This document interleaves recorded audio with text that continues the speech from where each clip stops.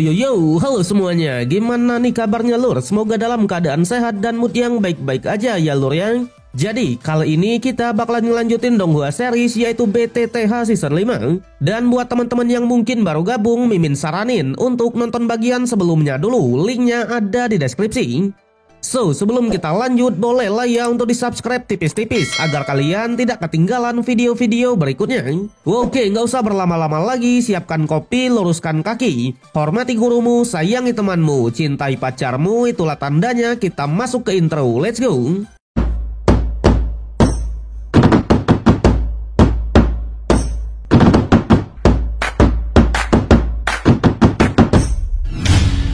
Oke lur, di awal episode 156 seperti biasa menjelaskan sedikit tentang episode sebelumnya kemarin, di mana setelah melewati berbagai rintangan, Xiaoyan dan kawan-kawan hampir tiba di makam dari leluhur Xiao Xuan. Namun mereka malah dihadang oleh para doseng dari klan Hun. Beruntung di saat sudah tersudut, sisa jiwa leluhur Xiao Xuan muncul dan menyelamatkan mereka semua. Di sanalah, tepat setelah menjelaskan sepatah dua kata tentang teknik yang ia ciptakan, leluhur Xiao Xuan membawa Xiaoyan ke suatu tempat, lebih tepatnya adalah tempat terakhir dari warisan darah klan Xiao dulu. Saat itulah leluhur Xiao Xuan pun langsung menggunakan tanda klannya untuk memicu sungai darah yang ada di sana.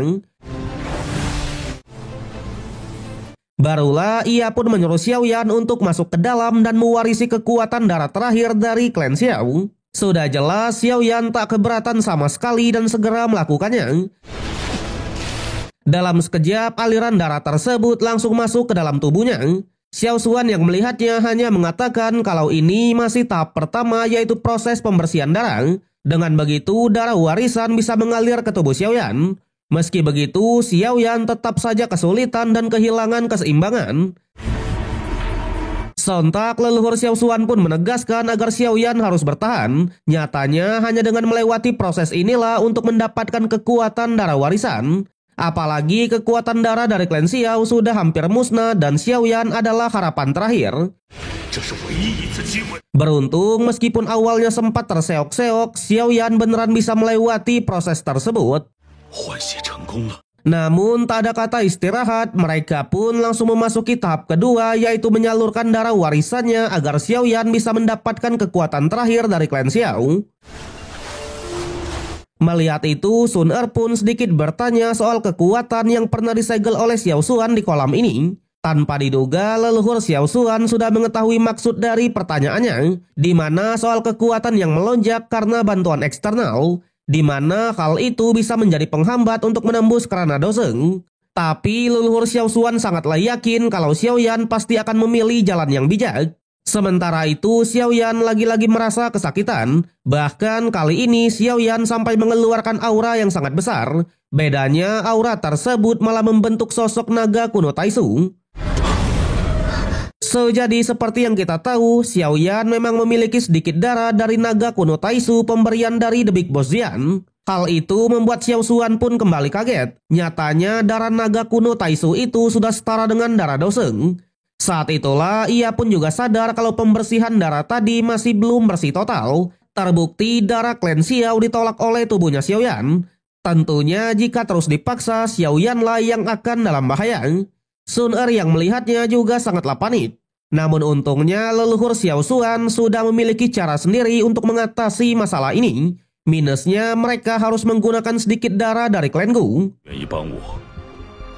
Ternyata Xiao Xuan ingin menggunakan metode penggabungan darah, di mana mereka akan menelan paksa darah dari klan naga kuno Taisu.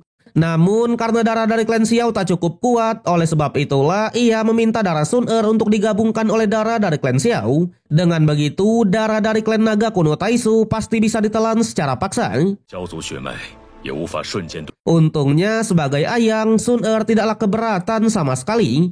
Alhasil leluhur Xiao Xuan pun sampai mewakili Xiaoyan dan seluruh keluarga Xiao-nya untuk berterima kasih. Pada akhirnya Sun Er pun langsung memasukkan darahnya ke dalam kolam tersebut.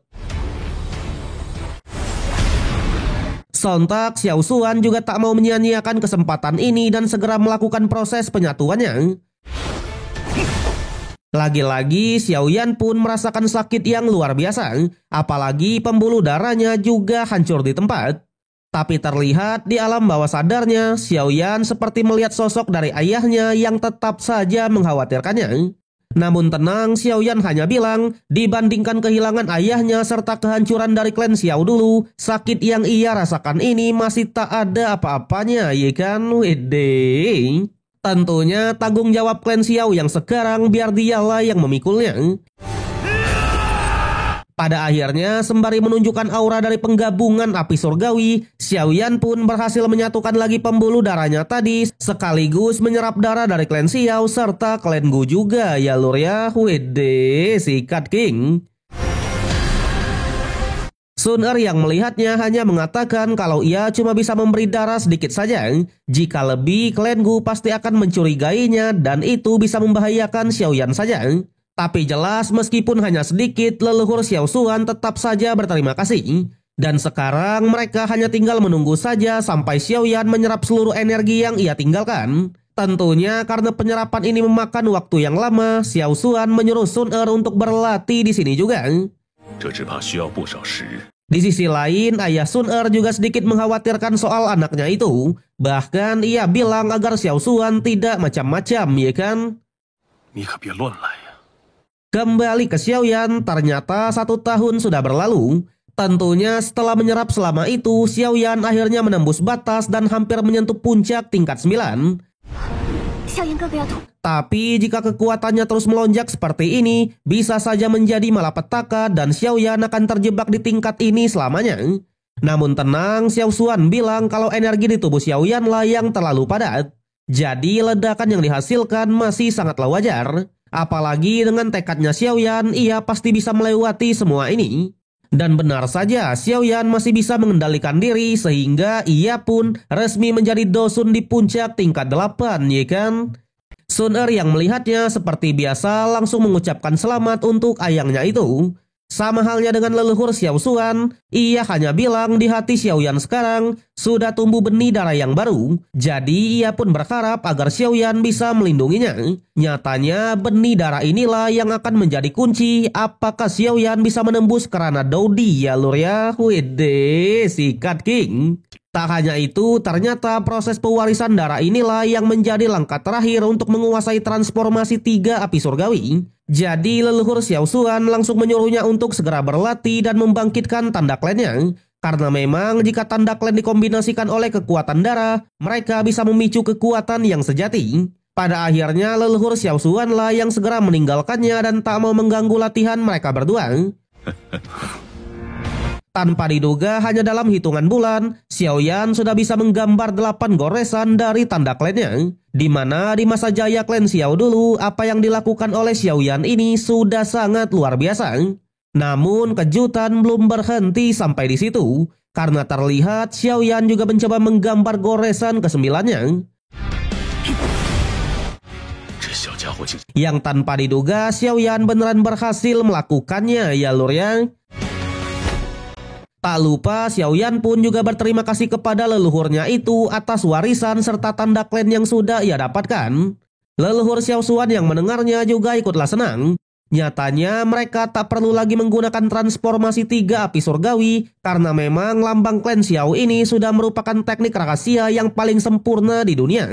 Namun meskipun begitu, menyadari kalau Xiaoyan menyimpan serangga kuno, Xiao Xuan juga mengambilnya. Ternyata itu adalah ratunya serangga pemakan dari zaman kuno dahulu, di mana ratu serangga ini sudah setara dengan makhluk setengah doseng.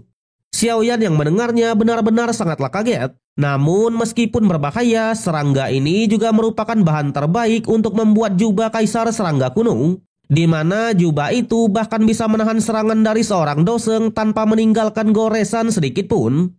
Tentunya Xiao Xuan akan membuatkannya untuk Xiaoyan sebelum ia pergi keluar.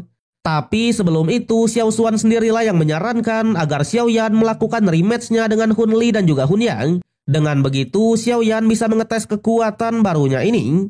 Di sisi lain terlihat duo Hun ini masih berburu inti energi dari pasukan makhluk energi. Meski begitu, karena energi yang didapat masih belumlah banyak, mereka pun memutuskan untuk tetap bersembunyi dan menghindari Xiaoyan terlebih dulu. Sayangnya belum kering lidah, di saat itu jugalah Xiaoyan pun menghampirinya.